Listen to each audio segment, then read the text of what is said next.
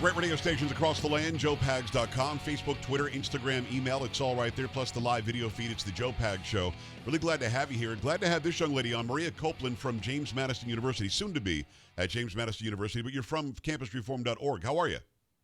I'm doing well. Thanks so much for having me on. Yeah, really glad to have you here today. Campusreform.org. If you don't go there now, go. I go every morning. I check out the stories they're doing. Young reporters, young journalists doing the job that the mainstream media basically isn't doing anymore. And you guys do a great job with it. First time we've spoken, so you just got your degree. Fill me in on that. Yeah, so I just finished my associate's degree at Northern Virginia Community College. Spent the last half of my last semester online. Yeah. Would have walked to graduation, but there was no ceremony. There's no walking for graduation because of Corona. So how did life change? I haven't been in college in a long time, and basically I can hide in my studio as long as I want. I don't have to be out there really that often. But when you go to school, you like to go to class and see your friends and learn from the professors and actually have that immersive experience. When you're doing it from home, it's a different animal. So how did that change work for you?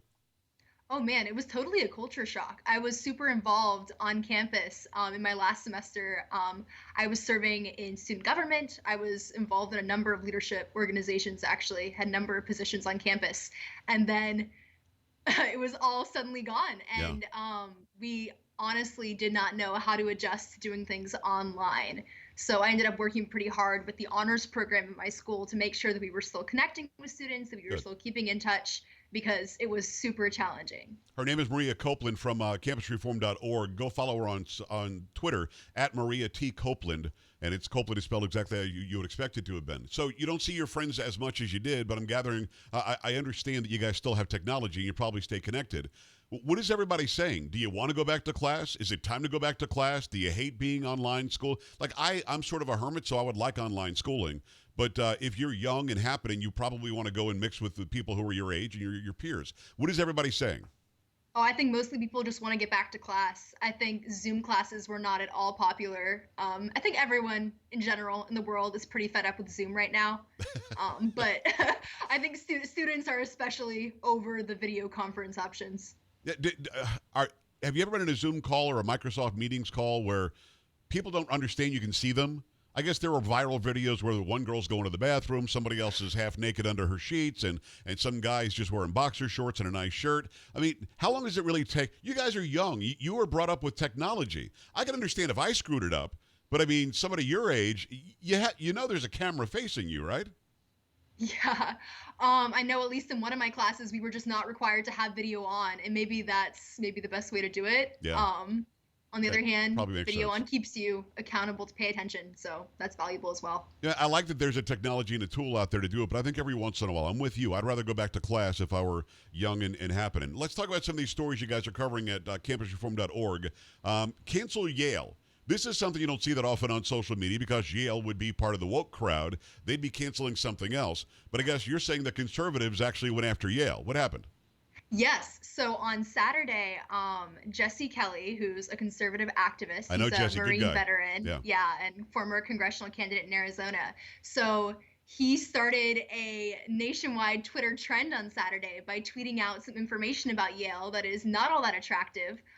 He essentially pointed out that the founder of Yale was a slave trader, which is big news. And then he said that basically because of this, Yale should go ahead and take that name away from their school. They should go ahead and take that word off their merchandise and all their buildings, because if they don't, then, quote, they hate Black people.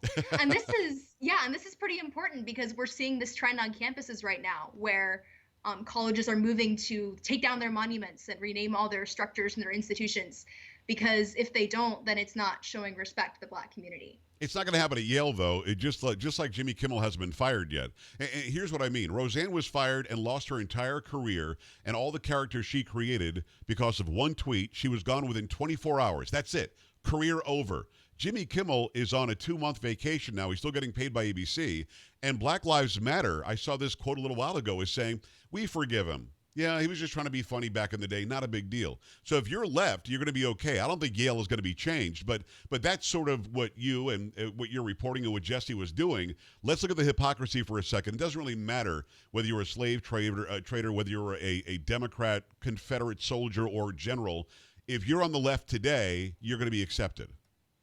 Yeah, and honestly, that's an interesting thing about this particular trend is that yes, it was right-wing trolling, but also there were a number of people on the more liberal or progressive side who totally agreed with the idea. Actually, who took the idea and ran with it and were like, okay, so if Yale was founded by a slave trader, maybe we actually should consider canceling Yale. You think it's And going to that's, happen? You think they're going to change the name Yale? I don't, but do you think I it would? mean, it doesn't seem very likely, but at the same time, the mere fact that it was discussed kind of introduces the scale on which we're talking about changing things. Yeah, Like first it was just taking down Confederate statues, but now we're also seeing brands being taken away. right. And so, how far are we willing to go? Basically, would colleges consider renaming an Ivy League and the third oldest institution in America? Like, we're talking like a pretty big scale. No, I agree with you.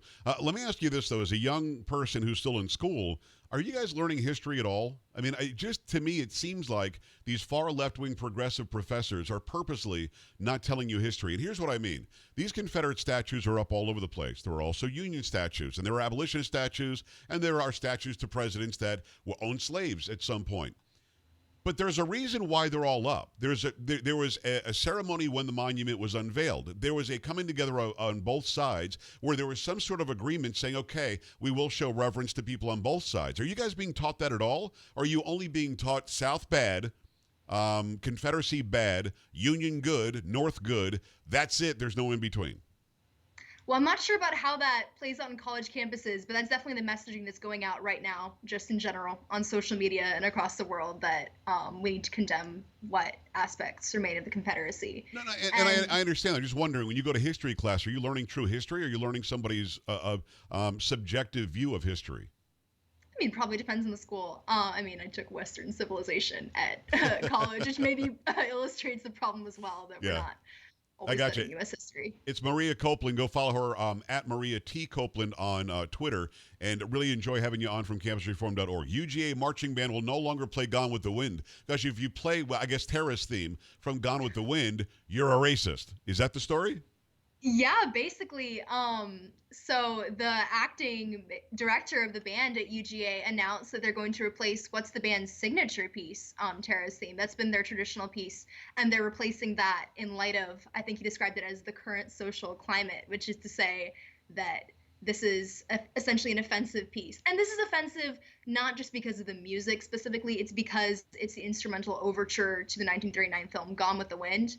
And Gone with the Wind has seen a bit of blowback in recent weeks. It was an Academy Award winning film. It was a film that actually opened a lot of doors and blew out the glass ceiling for black actresses because she won the McDaniel, I think her name was. She won the actual Academy Award. So instead of celebrating, what barriers that broke down, we're going to pretend like just the fact that Gone with the Wind exists, therefore it is racist. Is that what I'm hearing? Yeah, basically, and there were definitely some attempts making sure it didn't exist as prolifically. HBO Max just pulled it from their streaming service. They actually just put it back.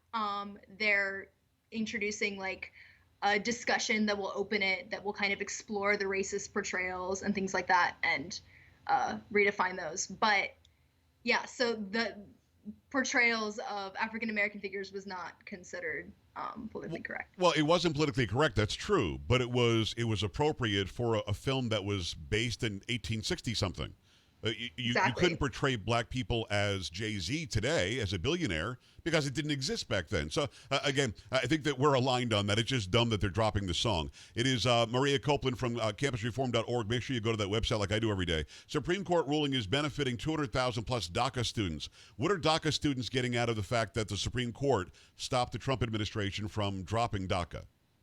This essentially means that protections that are given to Dreamers and to DACA students will be continued. And things like that include like in-state tuition and the ability to work in the US. So universities have been watching this pretty enthusiastically for like about the past 3 years, because there are a lot of DACA students on American college campuses. There are about 450,000 undocumented students, and about 200,000 of those are eligible for DACA. So universities have been watching this. They're trying to show their support for undocumented students as much as possible, and this is like their big opportunity to prove how much they care for illegal students. It's very strange because in many ways, illegal aliens on college campuses get more benefits than people who are American citizens.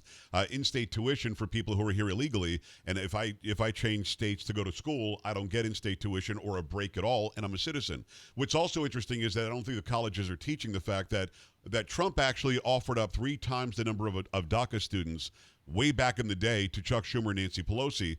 And he said, let's give them a path to citizenship or a path to legal residency. We'll put it part of the deal. Just give me money to build the wall. They said no. So de facto, they continue this illegal procedure that was put in place by an Obama executive order. I'm guessing on college campuses, they're not selling it like that, though. I'm sure they're saying Trump is bad. He wants to get rid of illegal students. Right. And this recent ruling basically gives colleges a chance to emphasize like how much they care for the illegal students, and it's also not a bad way to come back at Trump either. It's all very interesting. By the way, the Supreme Court didn't say that he can't get rid of DACA, just that he did it the wrong way this time. And I think they're going to go back and try to do it a different way. Maria, I think you did great. I appreciate you stopping by. Go to campusreform.org, campusreform.org. Check out these incredible stories from young journalists like Maria Copeland, Maria T. Copeland over on Twitter. Go give her a follow right now. Thanks a million. Thank you so much for having me. I appreciate it. We're back after this on the Joe Pag Show. Stay right here.